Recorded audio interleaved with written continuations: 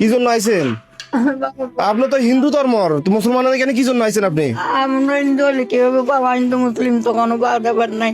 আমাকে কি সাহায্য করবেন বাবা? আমি তো না খাই না দেয় আজকে 3-4 দিন ধরে ঘর ভাড়া টাড়া বাজি গেছে বাবা। আমাকে তালা মারি দিচ্ছে জমিদার। কয় মাসের ভাড়া দিতে পারেন না? 4 মাস। ও, মাসে ভাড়া কত? 2700 টাকা।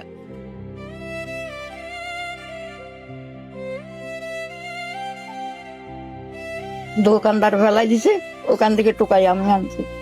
মানে এই দোকানে যখন ফালা দিছে এই যে পচা তরকারি গুলা এখান থেকে আনছেন, হ্যাঁ, রান্না করার জন্য? না করবার জন্য ও, চাইলো না, আমরা 3 বেলা না খাইয়ে আছি এখানে। কেউ বলতো না। খান নাই আপনারা? না দেখেন না আমার শরীরটা কে আছে,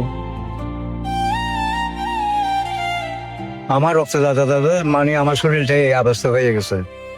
রক্ত যাতে এটা আপনার শরীরে অবস্থা গেছে, হ্যাঁ? চিন্তা করতে পারি। জি টাকা জন্য আমি চেষ্টা করতে পারি না যে আমার মা বাপ ভাই বোন আমার কেউ নাই, আমি একলা, আমার পৃথিবীর মধ্যে কেউ নাই, আমি ছাড়া আমার সব চলে গেছে।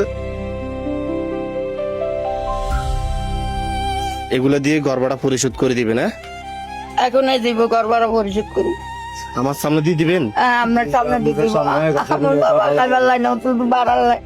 তাকে না মারছে যেন চালাও তো বুঝছে বিচির কথা তাকে না মারি এই যেন চালাও তো মামা আপনাদের কাছে গেছি বুঝছেন।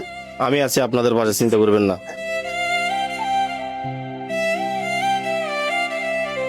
ওনার কাছ থেকে আপনারা ঘর ভাড়া কত পাবেন?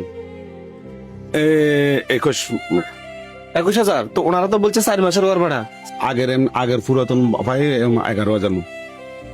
ও আচ্ছা, আগ্রহ 11,000 টাকা পাবেন, মোট 21,000 টাকা। আমি ওনাদেরকে এখন 10,000 টাকা দিছি, তাহলে 10,000 টাকা দিয়ে দেন ওনাকে। আমার কাছে ধর্ম হইছে পরে, আগে আমরা মানুষ। আসলে ওনাদের যেই পরিচিতি, আপনারা চাইলে ওনাদেরকে হেল্প করতে পারেন। আমি এই ভিডিওতে সরাসরি ওনাদের বিকাশ নাম্বার দিয়ে দিব কমেন্ট বক্সে।